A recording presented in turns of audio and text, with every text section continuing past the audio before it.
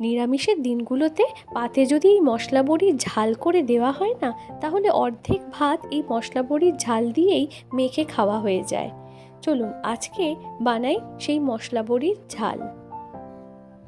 তার জন্য আমি প্রথমে কড়াতে সামান্য সর্ষের তেল দিয়ে তাতে মশলা বড়িগুলো দিয়ে হালকা করে ভেজে আমি তুলে নিলাম। এরপর আরও কিছুটা সর্ষের তেল দিয়ে তাতে কালো জিরে ফোড়ন দিয়ে কাঁচা লঙ্কা ও টমেটোকে একটু বেটে সেই বাটাটা আমি দিয়ে ভালো করে কষালাম।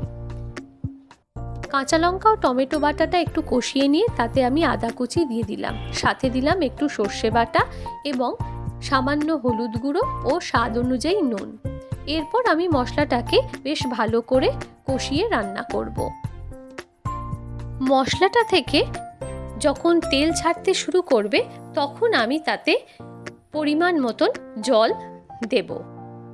জলটা একটু পরিমাণ বুঝেই দেবেন, কারণ বড়িগুলো দেওয়ার পরে বড়িগুলো জলটাকে একটু টেনে নেবে, তাই জন্যে সেই হিসেব অনুযায়ী আপনি জলটা দেবেন। ঝোলটা একটু ফুটে উঠলে আমি ভাজা বড়িগুলো দিয়ে দিলাম, দিয়ে একটু আমি নাড়িয়ে চাড়িয়ে ঢাকা দিয়ে দিলাম। মিনিট 5 পরে আমি ঢাকা সরিয়ে নিলাম। এরপর একটু নাড়িয়ে চাড়িয়ে সামান্য ওপর থেকে ধনেপাতা কুচি ছড়িয়ে দিয়ে আমার মশলা বড়ির ঝাল আমি পরিবেশন করে দেব।